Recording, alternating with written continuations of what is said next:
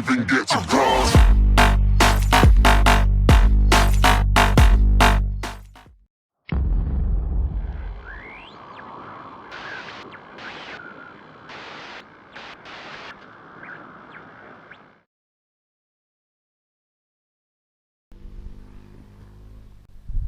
What's up everyone, it's a beautiful morning here at Lavasa, and there's this challenge thing going on YouTube between motovloggers.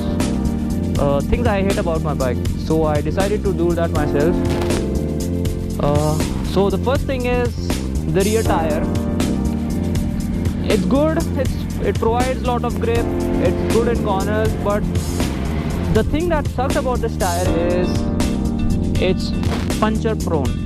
I've changed around 15 punctures and each puncture costed me around 80 rupees. So that's like 1200 rupees gone in just the rear tire. Moving on, the pillion seat. It's really uncomfortable to sit on it and it makes this noise.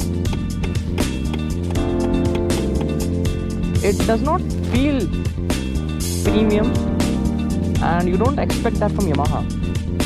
The next thing is the fit and finish on this bike. As you can see here, this panel is perfectly in line with this panel. As compared to the other side, it's quite evident. You can see the huge gap in between, and also in some places the paint has come off. I don't know why, but yeah, you can see here also and also here. Next thing is the rear indicators.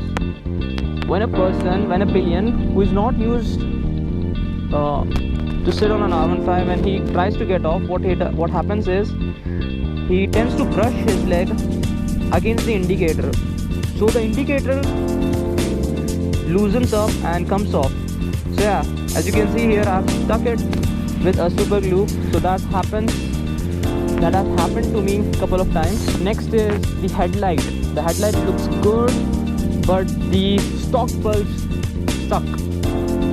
I mean, you need to put projectors or go for an aftermarket bulb. Thing is the rear brake. I would really love if it had an ABS on it. The rear brake tends to lock up very easily, and yeah, that's quite risky, and that has happened to me most of the times. The next thing is the mirrors. They do a really good job. They are wide, you can see everything in it, but this bike is a sports bike with lots of cuts and edges, and these mirrors just don't go with the look of the bike.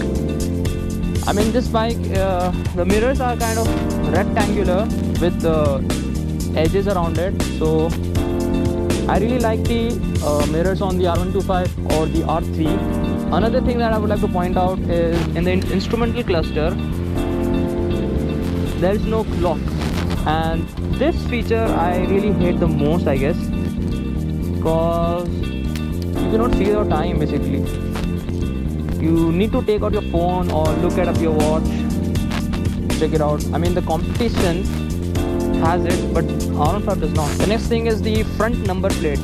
You know, the bike looks really sexy from side, but as soon as you come at front, you see this massive rectangular plate, and it just takes the sexiness away. This thing is the windscreen vibration. This is the most irritating part of this bike. The windscreen vibrates above 5 or 6,000 RPM when riding, and that really sucks. You can, have a ting sound. So to fix that, I had to put this